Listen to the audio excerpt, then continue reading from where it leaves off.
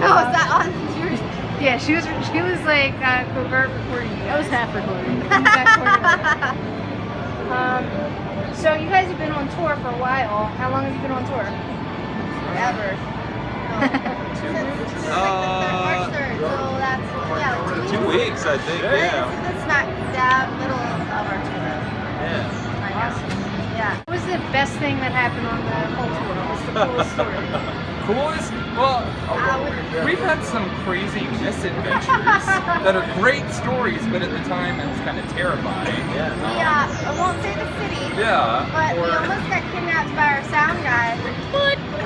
That was very strange. He led us on a 45-minute tour through the city Oh my god. Dinner is not to a dead-end road. That was interesting. Yeah, that was. Made for a good story. Yeah.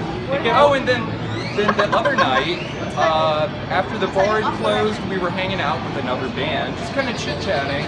This woman literally came to a screeching halt, 2 a.m. All the bars are shut down, everything's quiet. 2 a.m., woman pulls up in a pickup truck, comes to a screeching halt, jumps out of her truck, and just starts like going on like, do you know the good word Jesus? And by the way, have you ever heard of Planet X? And every nuclear power plant is built on a fault line. It was like every conspiracy theory like wrapped up into this really crazy 20-minute conversation. Yeah, we kind of like timeline our You guys stayed for 20 minutes? Well, she stayed for 20 minutes. We couldn't get a word in because it was rapid fire. I mean, it was just spouting like stream of consciousness. That wasn't the going. first time she had given that spiel. Yeah. Yeah. She also gave us a CD to take home, and we were kind of pumped to listen to it when we got into the van. Apparently it's a DVD with 4.5 hours of conspiracy theory. Yeah. Wow. So we'll have to wait on that one. Pamphlets, like annotations, the whole nine. It looked like the plans to the Death Star. That'd be good, like crazy rubbish for in between stuff on like an album. I'm holding on to that one. That one's a gem. So wait, what happened with the dead end street though?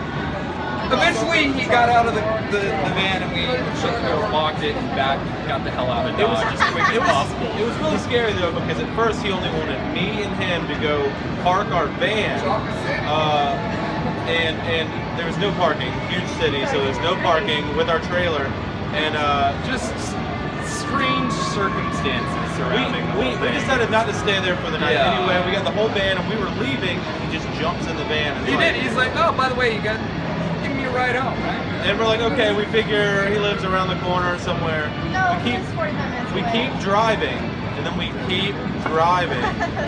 And then he's like, yeah, well, we're here. We're totally at my house. And I'm like, cool, well, let me stop and let you out. And he's like, man, this isn't really where my house is. You know, we got to keep going a little further. And, Yeah, at that point, we were just like, That's scary. yeah. We didn't really bring him to an actual house. This is the problem is you ask us a question. interesting This evening. is awesome. This is perfect. Yeah. No, I mean like, yeah, we kind of timeline our tour by those stories.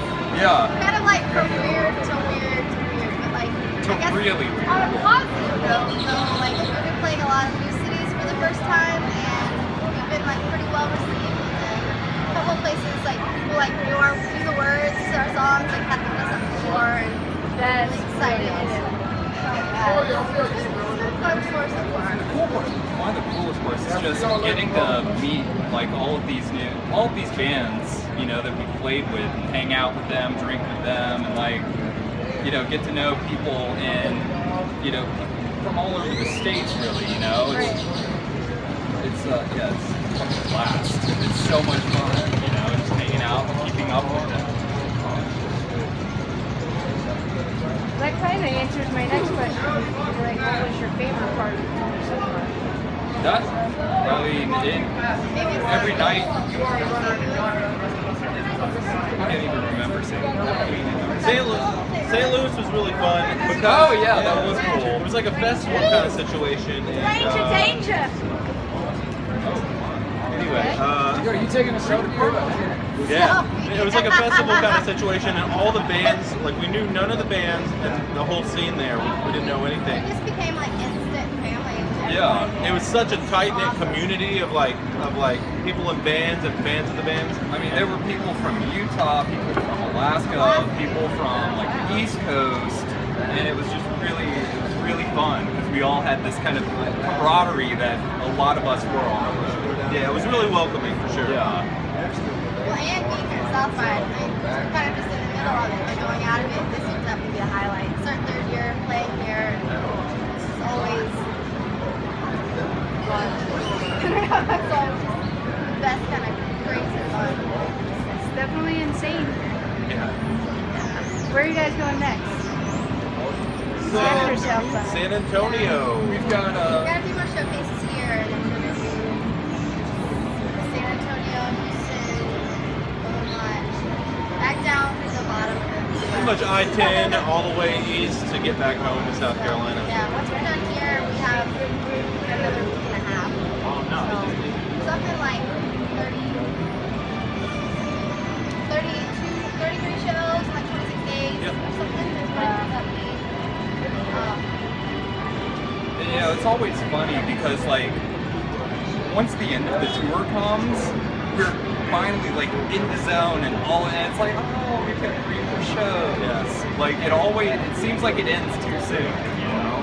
Yeah, when you're finally like ready. Yeah. Oh. Yeah. Kind of like Warped Tour. Yeah. Exactly. Yeah. Okay, so what's the biggest thing you guys are working on right now? Kind of when you wrap up the tour, what's next? Well, we started shooting a music video for our new song Matches. We just put out to kick off the tour.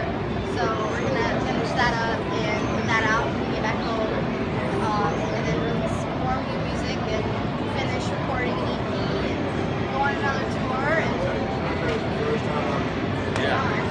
The whole cycle begins again. yeah, we're just trying to. It's just so busy the past couple of years, and like just trying to tour more and the name change. And now that all that's finally settled, we're back to I guess normal, like touring more. Have a chance to actually write more, and yeah, that's like the biggest goal right now. is Just get the music out there. So how has that been for you guys, the name change? Has that been really tough or was it an easy transition?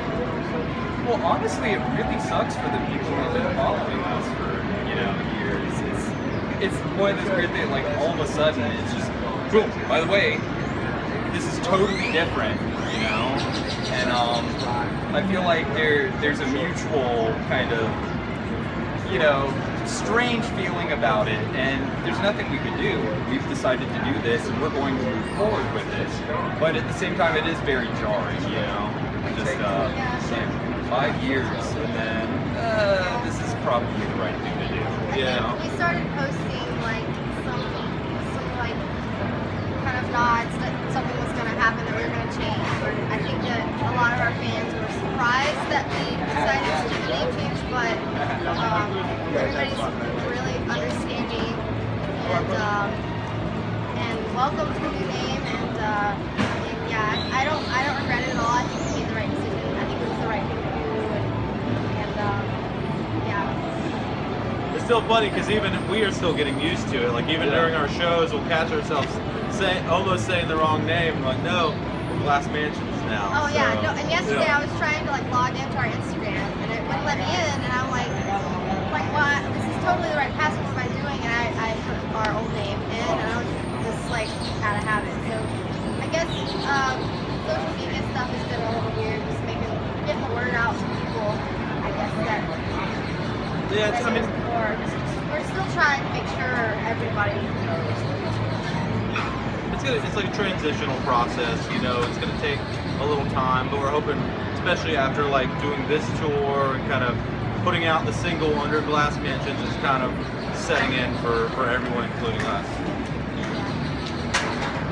So back to kind of the beginning of you guys, how did you guys get your start?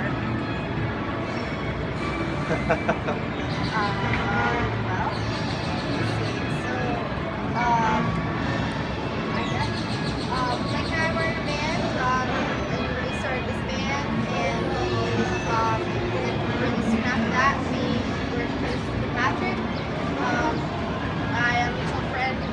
coffee shop where I work, and he was badass.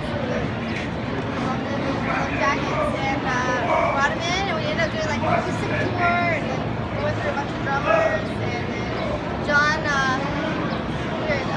joined the band like a year and a half ago, and yeah, I guess we all have different musical backgrounds, and that's how the band came to be. We all kind of all met in South Carolina. We met him on Tinder in South Carolina.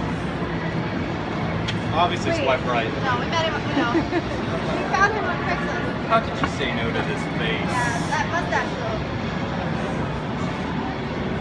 I almost didn't catch that. I was like, wait a minute. No, we found him on Craigslist. Misconnection. Misconnection. So, two more questions. Since the blog is music for breakfast, we were wondering what's your jam to wake up to in the morning, and what does breakfast look like? Breakfast looks like Well, you're gonna have to try. No, but so John's been cooking a lot on this tour. Yeah. Do you like the chef tour? Sort of.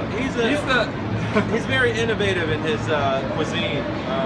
He's got this thermos that he took, a camping thermos, that he can put rice or anything in, mashed potatoes in, and he goes to a gas station, puts hot water in from the coffee machine, and then lets it Seals sit. up, lets it blow sit for a out, few and then minutes. Like comes back and says, "Oh, bada bing, bada boom. He's got like steak and potatoes, and we're eating Taco Bell. Yeah.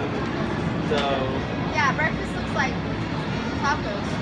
Yeah. Tacos a lot. Generally, any kind of burrito or taco configuration Yeah. is, I'd say, 75 to 80% of the intake, with the other 20% being cheeseburgers. And John eats steak for breakfast. When he can make it. I had some, it was good. What was it? And then what just ask what words are you would like to listen to and stuff? Yeah, in the morning. What do Silence. you wake up to? we did listen to like, there was complete silence in the van on our drive into Austin just because we knew like we weren't ready yet for Austin. We did like this. It's that like the quiet. calm before the storm. We listened to like, we try to find like 80s stations on the radio. And, like, yeah. Classic rock, and then like, yeah. It's mainly whenever I'm awake in the van and all I'm hearing is like the modern R&B and hip hop stuff. Yeah. That's his jam. I've been That's searching all. for the elusive song down in the DM that I've been trying to play for these guys. I have And no I've idea. literally 5 rap stations in 5 different cities, and I still couldn't hear it. And I was waiting because they were wondering what the song is, and I had to tell them, but I haven't heard it yet. So we're still trying to listen and see if they'll play it. So you guys kind of, sort of already answered my last question. I was going to ask who's the cook in the band, and do you guys really cook? We do artist recipes. So It's really, follow up with that. I would say, I think the only one of us who's done any cooking on tour is this guy. Like I said, he's gotten pretty innovative. What's been your favorite? Just like making rice and then like putting different kinds of sauces on it. Condiments. We'll go to different fast food places, and he'll get the sauces from there, and then he'll mix it up in his rice that he makes. A little bit of soy sauce, Yeah, a little bit of salsa. But he's also thought about doing what we call the inner steak, which is he really wants to do it. We might have some time. We'll have to try this So out. the inner steak. Well, if you guys video that, definitely send it Yeah, over. I think we should do it. Basically, it's taking a steak and we're gonna wrap it in tin foil, and then we're gonna put it on the engine.